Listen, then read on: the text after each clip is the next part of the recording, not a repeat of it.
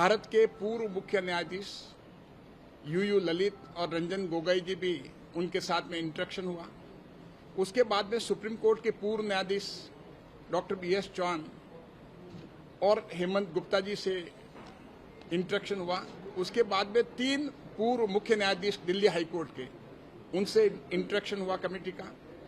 और उसके साथ में eminent senior advocate Harish Salve ji और अभिषेक मनु सिंघवी जी, उनसे भी इंटरेक्शन हुआ। और attorney general of India Venkat Ramani ji से भी इंटरेक्शन हुआ।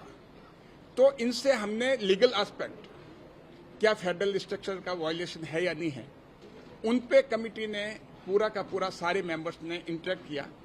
कमेटी के टोटल मेंबर जो हैं वो 39 मेंबर्स हैं और 2 नॉमिनेटेड मेंबर है, 41 है टोटल। तो सारे कमेटी के मेंबर जो हैं, हम पार्टी लाइन से ऊपर उठ के, मैं सभी मेंबर को सबसे पहले इस बात का धन्यवाद देता हूं कि जो इंटरेक्शन है कमेटी का, जितने भी स्टेक होल्डर्स अभी तक हमारे सामने आया उनके साथ बहुत अच्छा हुआ। और आज मुंबई में जो पहले शुरुआत जो है वो स्टेट गवर्नमेंट के ऑफिसर्स जो हैं, चीफ सेक्रेटरी, होम मिनिस्ट्री के सेक्रेटरी, फाइनेंस के, लॉ के और एजुकेशन डिपार्टमेंट, इनके लोगों के साथ इंटरेक्शन हुआ। और कमेटी ने कुछ उनको आगे फर्दर स्टडी के लिए कुछ जो हैं एस्पेक्ट भी दिए। और जो स्टेट गवर्नमेंट अपने लेवल पे अलग अलग विभागों से अलग अलग सेक्टर के बहुत डीप में जाकर के जमीनी हकीकत पता लगा के, ऐसा नहीं कि हम ऊपर सुपरफिशियल, हमने कहा कि आप स्टडी करें तो आप बॉटम तक जाइए, जमीन तक जाइए और स्टडी करके लेके आइए कि इसका इम्पैक्ट जो है, चुनाव एक साथ होने का कितना फायदा है और चुनाव एक साथ नहीं होने का कितना नुकसान है। तो इसके लिए जो स्टेट गवर्नमेंट ऑफ महाराष्ट्र, सारे जो मंत्रालय हैं उसके लिए अपने अपने एरिया में स्टडी करेंगे और कमेटी को वो अपनी रिपोर्ट देंगे और कमेटी उस रिपोर्ट को एग्जामिन करेगी और उसके बाद में उनसे फिर क्वेश्चनिंग होगी। और क्वेश्चनिंग होने के बाद में हमें ये लगेगा कि धरातल से हमारे पास में तथ्य आए हैं, डेटा आए हैं और उसके बाद में हम कॉन्क्रीट डिसीजन लेने में हमें फायदा मिलेगा। और उसके बाद में हमने, क्योंकि हमारे स्टेक होल्डर्स में पॉलिटिकल पार्टीज भी हैं, नो डाउट वो रिसीविंग एंड पे हैं। हमारा स्टेक होल्डर तो रियल वोटर्स है और इकोनॉमिक एस्पेक्ट है कि देश को इकोनॉमिक एस्पेक्ट में कितना फर्क पड़ता है।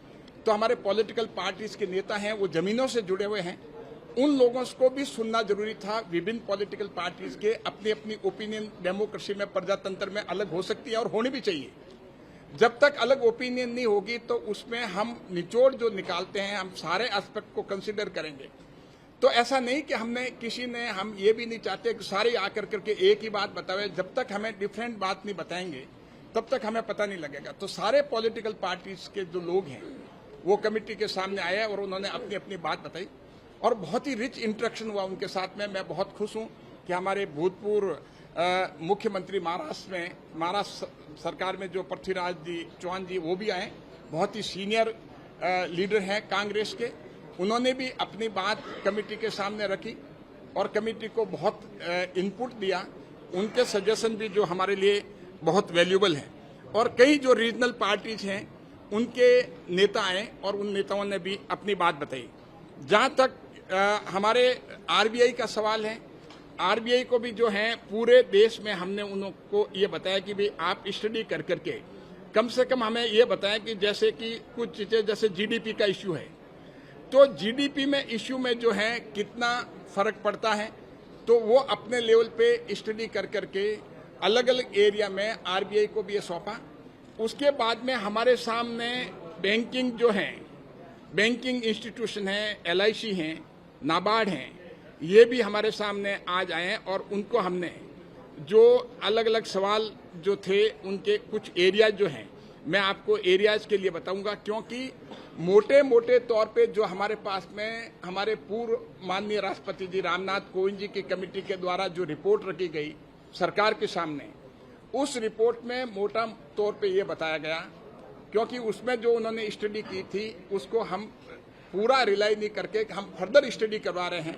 कमेटी के सारे माननीय सदस्य ये चाहते हैं कि इसमें इन डेप्थ स्टडी होनी चाहिए और स्टडी होने के बाद में कॉन्क्रीट एक इंस्टीट्यूशनलाइज स्टडी होने के बाद में हमारे पास डेटा आए जिससे कि हमें पता लगता है कि टोटल उसमें जो है हमें कितना जीडीपी का जो साइमल्टेनियस इलेक्शन नहीं होने की वजह से कितना नुकसान होता है।